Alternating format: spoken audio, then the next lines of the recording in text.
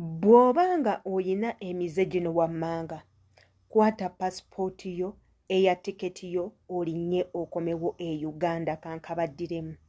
Bw'obanga oyina emizo gino wammanga, kwatirawo passport yo eya tiketi yo okomewo e Uganda nga tebannaba kukutta, nga tonnaba kugenda mu kkomera, nga tebannakusimira ntaanaayo oba nga tebannakumyawo mulambo ewammwe. Akatambi akatambulira ku mikutu gya social media kano ke tugenda okwogerako yenze Sheila Adita. Bw'oba obadde tonaba kusubscribinga ku YouTube channel yange, subscribinga, ekigambo weekiri subscribe, kwata ku notification bell nga buli video yonna yonna gye nteekayo ekutuukako bulungi. Teweerabira commentinga tumanye endowooza yo ku butambinga buno kati nga kano akagenda obbeera wano eno. Followinga ku Facebook nkosa Sheila Adita page, ku TikTok Sheila Adita page ne Sheila Adita 1, ku Instagram ayagala okunkubirako nkosa Sheila Adita, ku Snapchat nkosa Sheila Adita, ku Linkpedia nkosa Sheila Adita. Jangu onneeyungeko katugendeko mu katambi kano ate era tukomewo. How you get the phone from my house?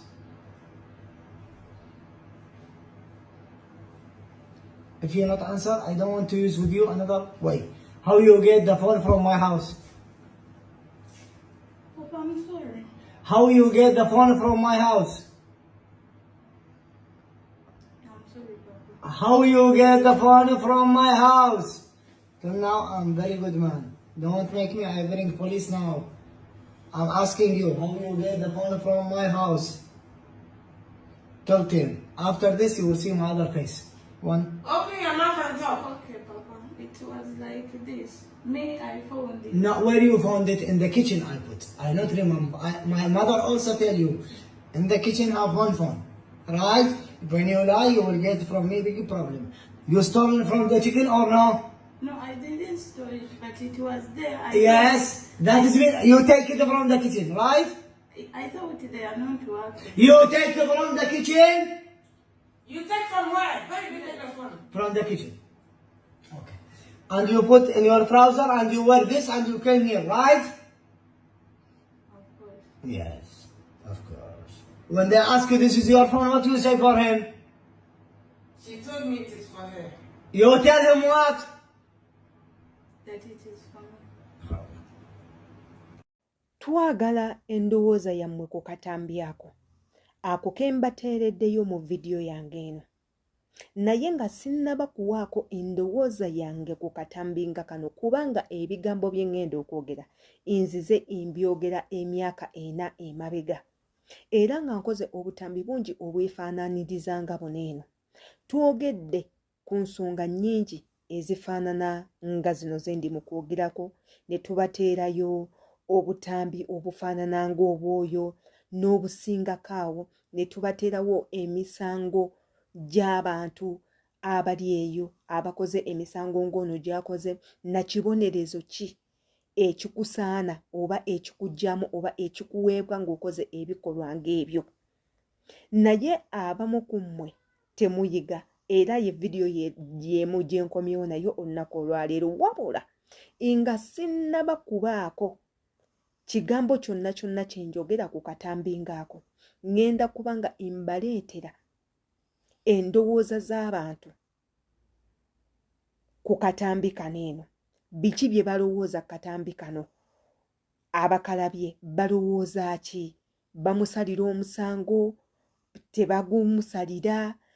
Kiki ekigenda mu maaso? Ate era tukomewo twegatteko, neeyongera okubajjukiza nti woba osubscribinze vidiyo bweziti tezigenda kuyitako. Gwe subscribinga, kwata ku kade, buli vidiyo yonna yonna ekutuukeko bulungi, commentinga tumanye endowooza yo. Jjukira gwe ng'abamu ku ba committee member kikkakatako okulekawo comment yo, nti buli woolekawo comment yo tumanya nti vidiyo ekutuuseeko, tumanya endowooza yo, ate era oyambako abantu bangi okubalaga ebintu ebimu bye babaawo oba oliawo tebeegendereza, tebalabye, bye babuusizza amaaso nga beeyambisa comment yo. Katugendeko mu butambi bwa kinnoomu ate era tubeere nga tukomawo. Togenda Saudi Arabia mu kiyumba kya Mwarabu ng'olimu engalo, bagenda kukusiba ono omuwala gumulaba bagenda musiba emyaka 3 lwakuba simu ya boosi we mwana muwala oyo boosi we balina yalese simu ndowooza bagimuteze oba ki ne bagirekawo n'agikwata n'agizibika n'agiteeka mu kipale kye n'agitwala n'agiweeka ne balonga essimu nga bagiraba paka bagenze ne baaza ebintu bye ne bagisangamu ne batandika omubuuza bamukazakaza simu wagigijeewo otya kumbe yagijeewo banange kino mpulidde bakadamu bangi nga bakyogerera ebiseera ebisinga nga kuneeno muba mubawulira nti bamanyi abantu abo abawala bamanyi okutega ne bakutega esente ne bakutega essimu ne bakutega juwale ne bakutega pafiumu ne bakutega ebintu oli ayinza n'okuwa obuuya ekintu bw'okitwala kwesonseeko ng'oba ogenda ng'oba wakatuuka naye bw'oba olimu engalo n'omutima ekyoyo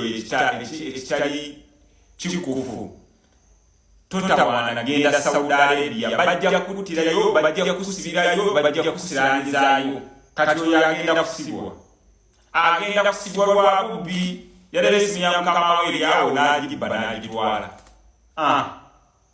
obutambi obwo bonna ndowooza nze mu bulabye bulungi sigenda kubattira ku liiso era sigenda kukyusamu ebyo bye mbadde nga mbagamba everyday bye mbadde nga mbagamba for the past 4 years era nga neeyongera okubajjukiza era nga kino kibagamba lwatu nti if you're not ready to work oba if you're not ready to go and work stay home bw'oba toli mwetegefu kugenda kukola oba nga toli mwetegefu kukola bambi sigala ewammwe it's better for you kubanga olunaku lw'onookera ku makya n'olinnya ennyonyi ng'okyakola ebintu nga weebite n'obitwala mu nsi engwira ensi etaliiyo by'ebizibu by'ogenda okusisinkana era ng'ebizibu ebyo temujja kwewalika kufa abamu ku mmwe mumanyi okutugamba nti nno okufa tteeka nga ofudde otya oba nga kiki ekikusse tujja ne tubateerayo obutambi nga buno tujja ne tubukola ne tububateerayo nga okubalabula okubajjukiza okubasomesa ne tubagamba nti gwe omuntu alinnye ennyonyi n'ogenda e Bulaaya okukola oyina okubeera ng'oli mwegendereza nnyo olw'ensonga nti ogenda kudiilinga ne different diversities ekigambo diversity kitegeeza ki kwe kudiilinga n'abantu ab'entegeera nga yanjawulo enneeyisa nga yanjawulo embeera zaabwe zanjawulo ebikolwa byabwe byanjawulo buli kimu ekyabwe nga kyanjawulo appearance yaabwe emmere gye balya eya texture kyekyo kye twogerako kye bayita diversity so bw'ogenda mu nsi eyo engwira ogenda kudiilinga n'abantu ab'enjawulo mu ekyo abantu b'ogenda okudiilinga nabo si buli omu nti ategeera nga ggwe bw'otegeera era ng'ensi mw'ogenda okugenda buli nsi erina amateeka gaayo kati ogenda kujja amaalo mu ggwanga lyo erya Uganda ogateeke mu nnyonyi ey'obwereere gye bakupakidde obupakizi otuuke eyo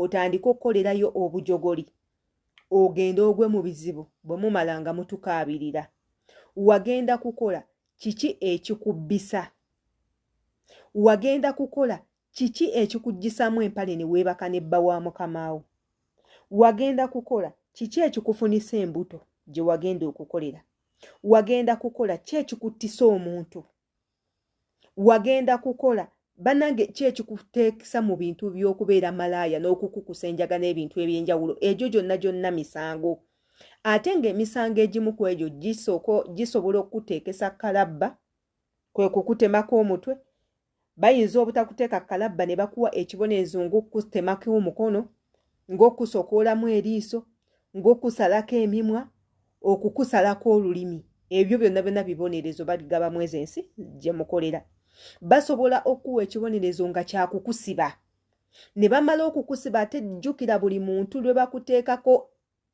akagambo convict ne bakakuteekako ne wooliyagala genda mu nsi ey'enjawulo akagambo ako tekagenda kukuvaako era ojja sigala tojja kugenda kati ku olwo ogenda kubanga ofiiriddwa buli kimu wano ne tubasaba ne tubagamba omulimu guwe ekitiibwa nga nawe ekitiibwa wookyewa.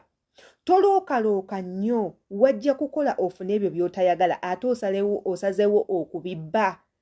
Tuba tuteesa nti kola osonde ogule ebyo bye weegomba by'oyagala oba by'oyaayaanira mu bulamu. Mukama wo tomulaga nnyo nti gw'oyaayaana ova mu mbeera mbi. Eyo bagenda gyeyambisa nga chance okujooga okumanyiira teekako n'obba wa position we bayina okukuteeka.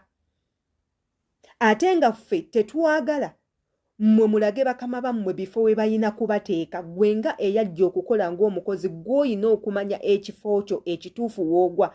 Mwekyo ekifo mukama wo mwagenda okukutwalira wabula gwe tokkiriza ye akuwe ekifo w'oyina okujja. Lwaki? Bw'onoomukkiriza ye okuwa ekifo agenda kukujolonga, agenda kukumanyiira, agenda butakuwa kitiibwa, agenda kukola buli kimu. Naye gwe weepositioninga nga gwe omuntu ne weewa position w'oyina okubeera, agenda kuwa ekitiibwa, agenda kukutya, agenda kuvunnamira, agenda baakutendereza. Olwaki? Ajja kulowooza adiiringa n'omuntu ali mature enough okukolagana naye. Kansuubire nti nno ntegeerekese bulungi. Amannya yenze Sheila Adita. Katwesiŋŋane mu comment section nga bwe ntera obbagamba nti ayagala okunkubirako kwendi ku Snapchat followinga, osobole okunkubira ku Instagram kwendi followinga, link ebeerawo mu comment section, jangu onkubireko. Ku YouTube kwendi sindika message yo ng'olina omuntu gw'oyagala okutumira nga weeyambisa erinnya lyange oba eddoboozi lyange, naawe tujja kuba tukutuukako mu bunnambiro. Ku Facebook kwe tuli, ku Menta kwe tuli, ku Linkipedia kwendi, ku TikTok kwendi, emikutu gyonna egisinga kwendi, ku WeChat kwendi. Mwe mwena abanneetaaga, mbagala nnyo.